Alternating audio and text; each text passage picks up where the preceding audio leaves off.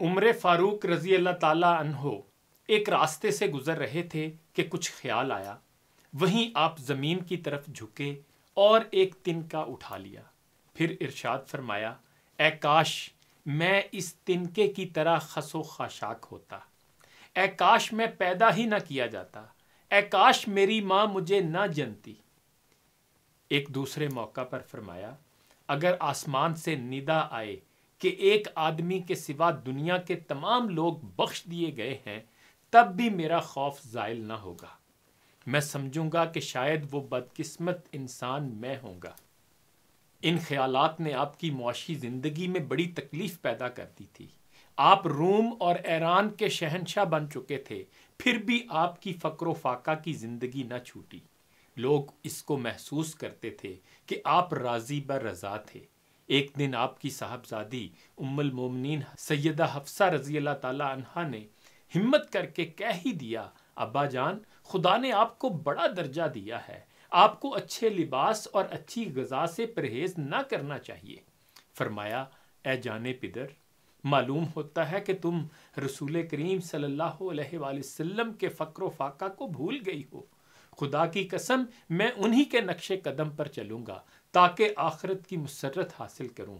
اس کے بعد آپ نے رسول پاک صلی اللہ علیہ وآلہ وسلم کی تنگ دستی کا ذکر چھیڑ دیا، یہاں تک کہ سیدہ حفصہ رضی اللہ تعالی عنہا بے قرار ہو کر رونے لگی۔ صحابہ نے آپ کے جسم مبارک پر کبھی نرم کپڑا نہیں دیکھا۔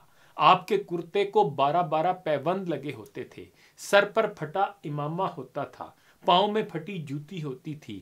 پھر جب اسی حال میں کیسر و کسرا کے سفیروں سے ملتے تھے تو مسلمان شرما جاتے، مگر آپ پر کوئی اثر نہ ہوتا تھا، یہاں تک کہ سیدہ حفصہ اور سیدہ عائشہ رضی اللہ تعالی عنہا نے مل کر کہا، اے امیر المومنین، خدا نے آپ کو مرتبہ دیا، شہنشاہوں کے سفیر آپ کے پاس آتے ہیں، آپ کو معاشرت بدل لینی چاہیے۔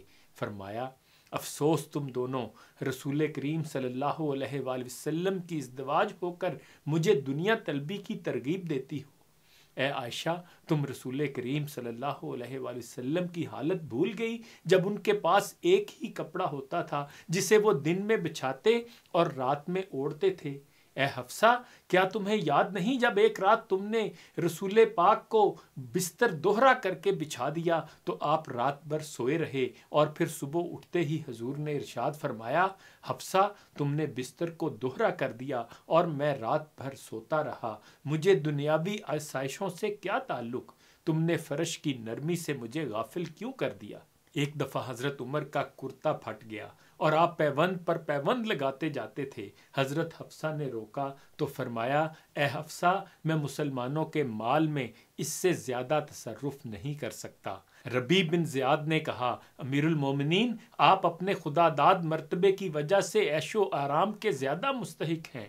آپ خفا ہو گئے اور فرمایا، میں قوم کا امین ہوں، کیا امانت میں خیانت جائز ہے؟ آپ اپنے وسیع کنبے کے لیے بھی بیت المال سے صرف 2 درہم روزانہ لیتے تھے۔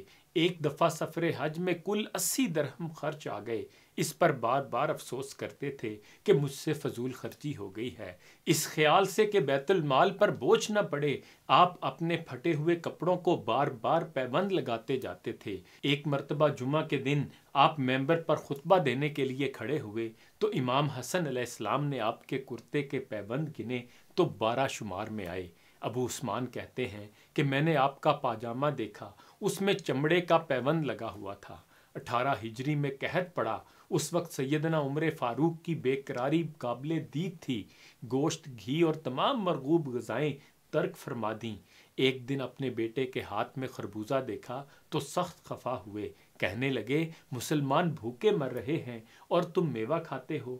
چونکہ گھی کی بجائے روغن زیتون کھانا شروع کر دیا تھا، اس واسطے ایک روز شکم میں کراکر ہوا۔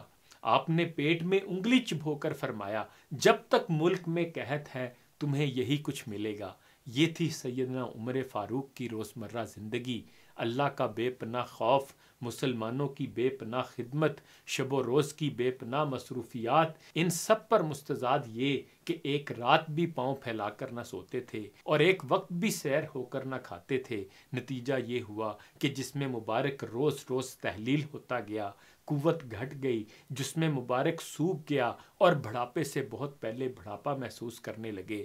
ان ایام میں اکثر فرمانے لگے، اگر کوئی دوسرا شخص بار خلافت اٹھا سکتا تو خلیفہ بننے کی بجائے مجھے یہ بہت زیادہ پسند تھا کہ میری گردن اڑا دی جائے۔ 23 ہجری میں کرمان، سجستان، مکران اور اصفہان کے علاقے فتح ہوئے، گویا سلطنت عثمانی کی حدود مصر سے بلوچستان تک وسیع ہو گئیں۔ اسی سال آپ نے آخری حج فرمایا، حج سے واپس آ رہے تھے، راہ میں ایک مقام پر ٹھہر گئے اور بہت سی کنکریاں جمع کر کے ان پر چادر بچھائی اور دعا کرنے لگے، خداوند اب میری عمر زیادہ ہو گئی ہے، میرے کوا کمزور پڑ گئے ہیں اور میری رعایا ہر جگہ پھیل گئی ہے، اب تو مجھے اس حالت میں اٹھا لے کہ میرے اعمال برباد نہ ہوں اور میری عمر کا پیمانہ اعتدال سے متجاوز نہ ہو، خدا ان کو غریق رحمت کرے۔